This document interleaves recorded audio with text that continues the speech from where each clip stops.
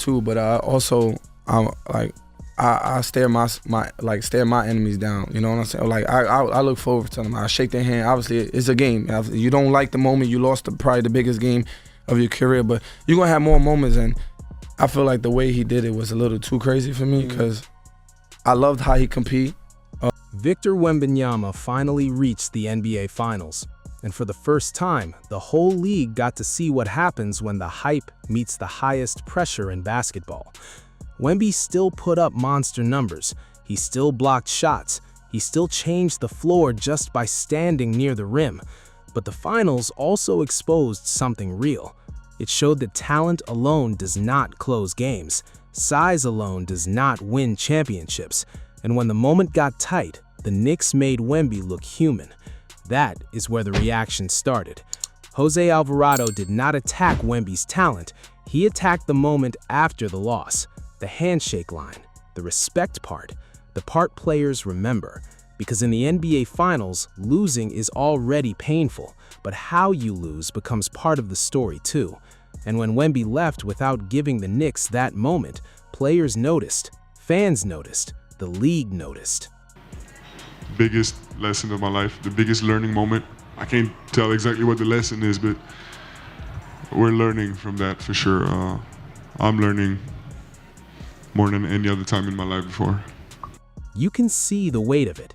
Wemby was not just dealing with one bad game. He was dealing with the first real finals failure of his career. The Spurs had made a huge run. They had shocked people. But once they got to the finals, the Knicks forced Wemby into a different kind of fight. This was no longer about potential. This was about execution. And that is what got exposed. Not his future, not his ceiling, his current gap. The difference between being a superstar and being the guy who can finish the job. Wemby can dominate stretches. He can terrify teams. He can make shots no big man should make. But the finals showed that teams can still drag him into uncomfortable spots. They can make him work late in games. They can test his strength. They can force him to make decisions under pressure. And Karl, through that advantage, opens up some driving lanes for Jalen Brunson. So after he opens up those driving lanes for Jalen Brunson and Jalen turns the corner and gets to the basket a few times, then Wemby goes into his one-man zone thing. And we've seen Game 4 was the real exposure point. The Spurs were up big, 29 points. That should have been the game that changed the series. Instead, it became the game that changed the narrative. The Knicks came back. Brunson kept attacking. New York found ways to pull Wemby into actions where he had to guard space, not just the rim. That is the difference between regular season dominance and finals basketball. In the finals, every weakness gets hunted. 101. Brunson gets it, fires up a three. Shot no good. The tip, it's gone! It's gone! It's gone! With 1.2 remaining, Knicks take the lead. That hurt Spurs fans. The Spurs had control. Then the game started slipping. The Knicks did not panic. They kept attacking. They kept forcing decisions, and Wemby could not stop the collapse. That doesn't mean the loss was all on him. Basketball doesn't work like that. But when you're the franchise player, the camera finds you, the blame finds you, the questions find you. This is why NBA players reacted the way they did.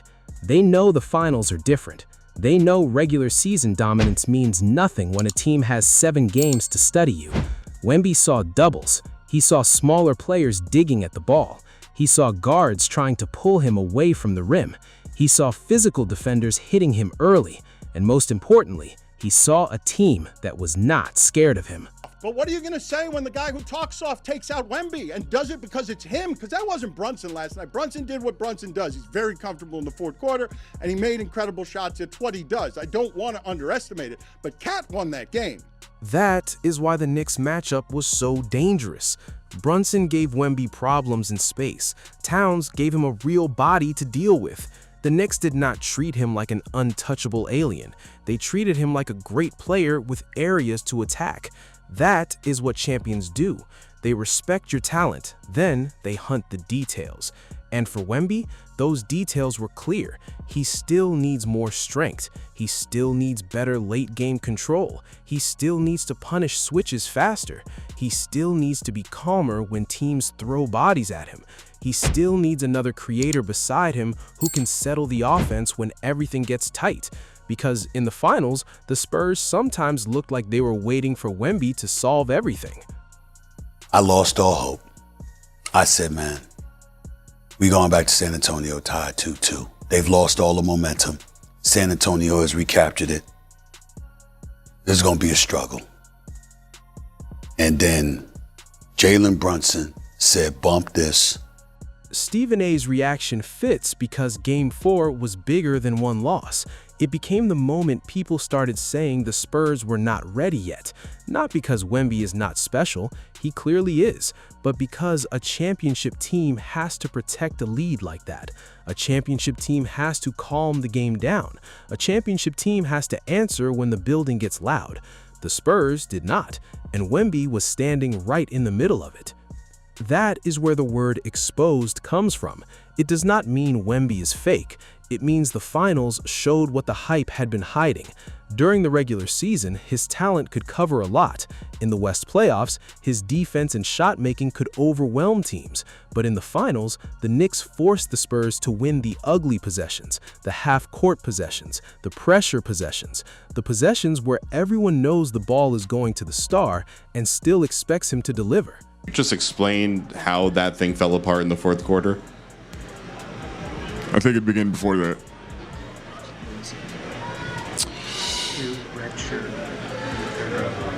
Third row on the left. Can't really explain it right now. I don't know. That is the look of a player learning the hard way.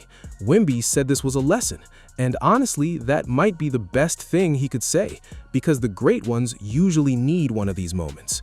Jordan had to lose before he broke through. LeBron had Dallas. Giannis had the playoff walls before Milwaukee finally won.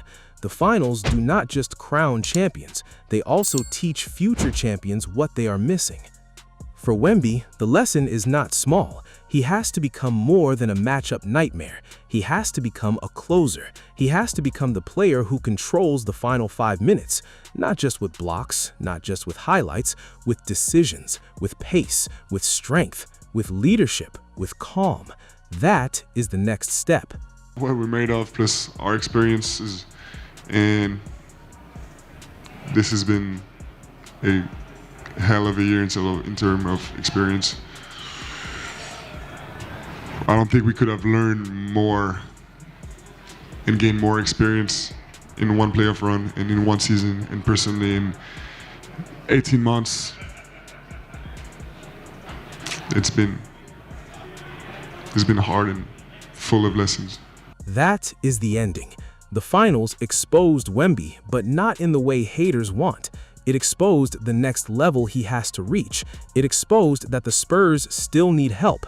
It exposed that closing games is different from dominating highlights. It exposed that NBA players are not afraid of him anymore once the trophy is on the line. And that's what makes this story dangerous for the league, because Wemby now has the lesson. He has the embarrassment. He has the criticism. He has players calling him out. He has the pain of walking off without the trophy. For some players, that breaks them. For others, it builds the monster everyone was afraid they would become. The Knicks showed Wemby what championship pressure really feels like. Now the NBA has to deal with what he does after being exposed.